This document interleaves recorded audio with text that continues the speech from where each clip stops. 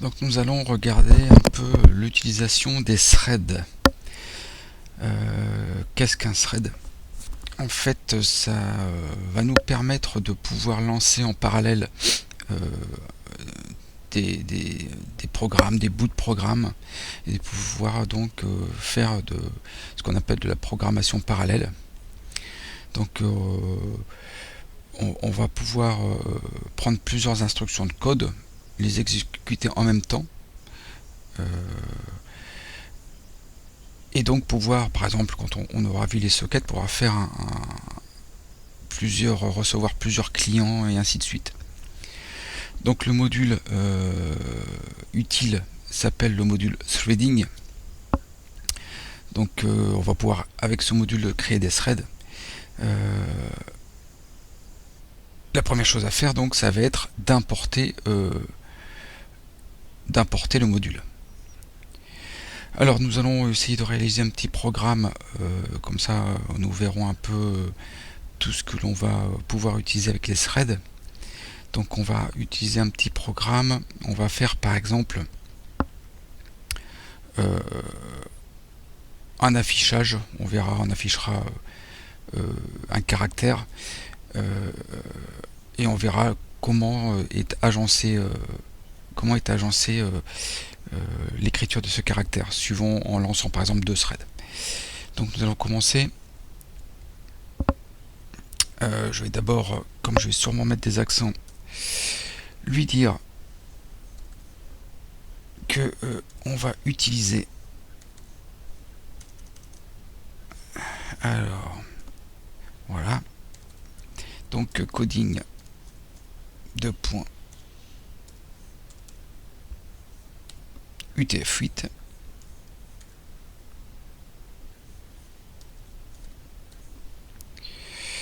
Donc on va créer une classe. On va créer une classe que l'on va nommer par exemple affichage.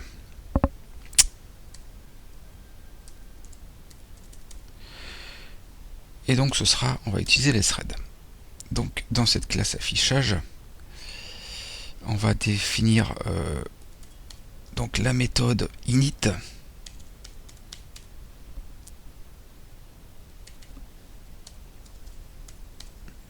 Donc on va lui transmettre à cette méthode init. Donc on va lui transmettre, on va appeler ça le caractère. Et qu'est-ce qu'on va en faire de ce caractère? Donc on va faire thread.init self, donc, et on va récupérer donc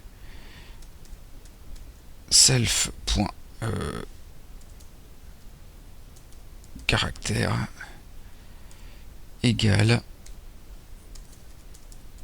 caractère.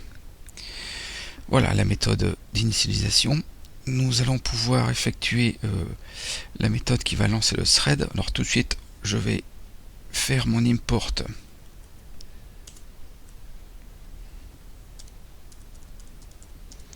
Donc je vais utiliser dans threading. Donc je vais faire un from. Je ne vais pas tout prendre, comme on a vu dans les modules. Donc from threading, je vais prendre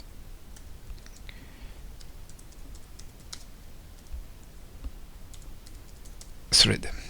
Voilà, j'aurai d'autres choses à importer, on verra ça au fur et à mesure. Donc je vais maintenant définir ma méthode run qui permettra de lancer justement mes threads. Donc voilà, hop.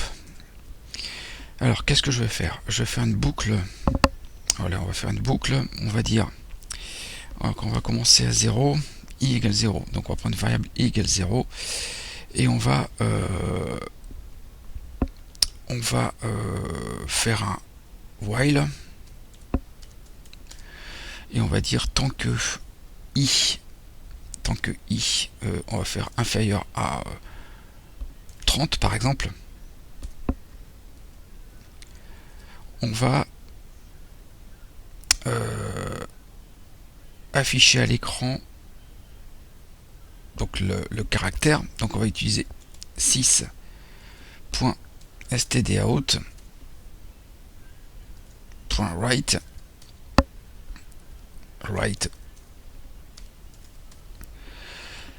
donc qu'est-ce qu'on va afficher?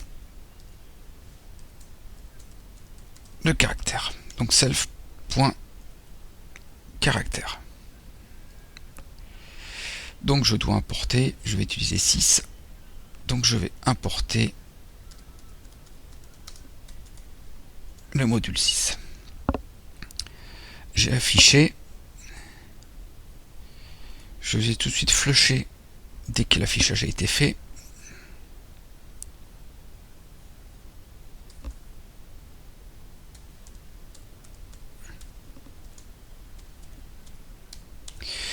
Donc je vais flusher.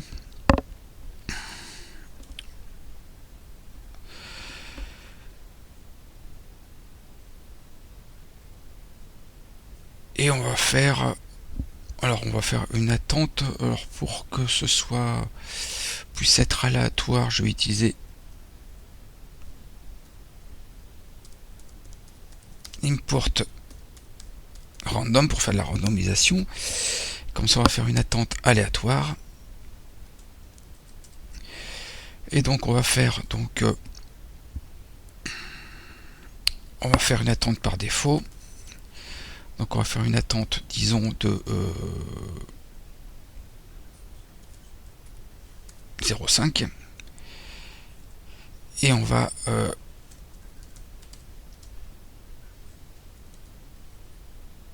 faire un random rand int. Donc on va faire varier, j'ai fait du 0,5 de 1 allez à 60 par 100, et on va faire, maintenant qu'on a défini ça, on va pouvoir faire time.sleep de attente. Donc je vais charger mon module time.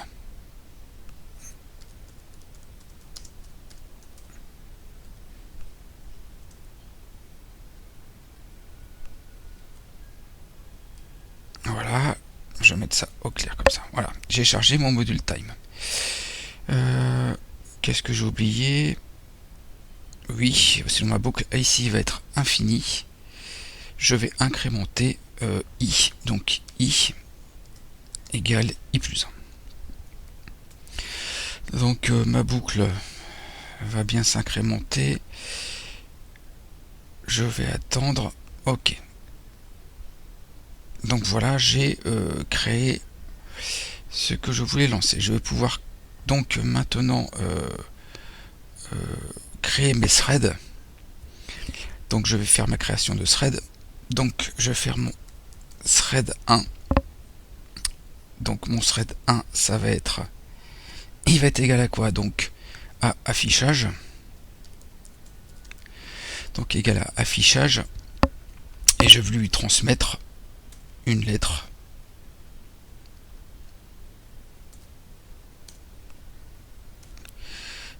Je vais faire pareil pour mon thread 2.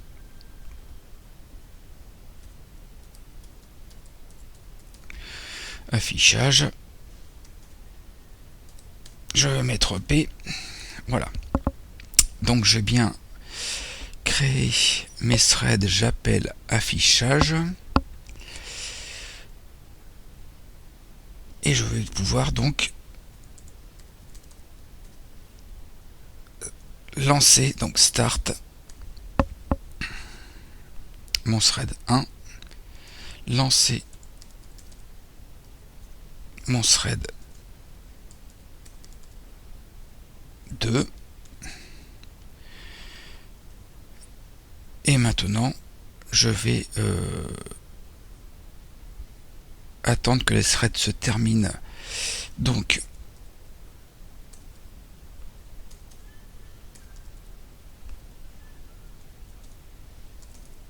thread 1.join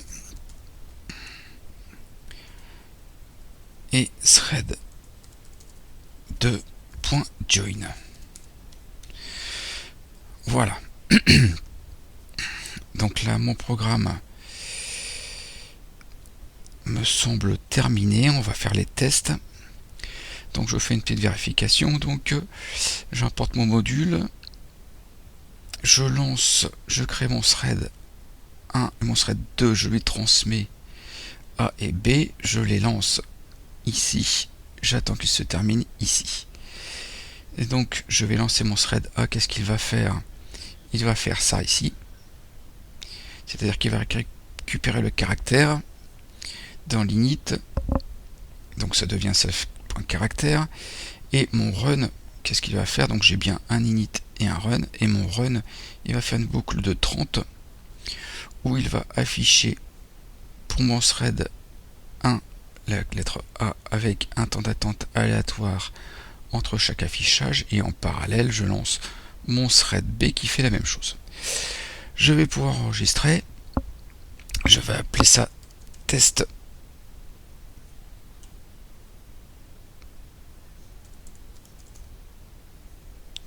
Thread AB.py. Voilà. Et on va faire un test. Donc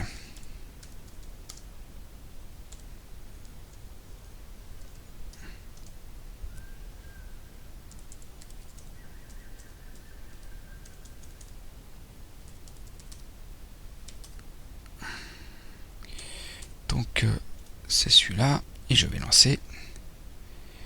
Donc thread ab.py.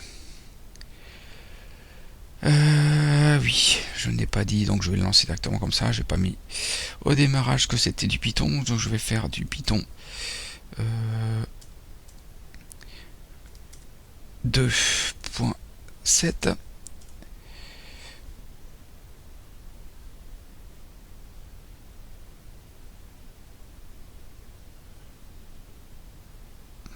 Alors on voit ici ce qui se passe.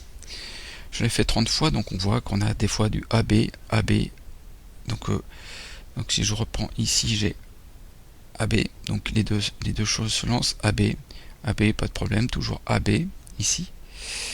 AB, AB, AB, AB, AB, AB, et vous voyez ici, on arrive ici, on a un BA.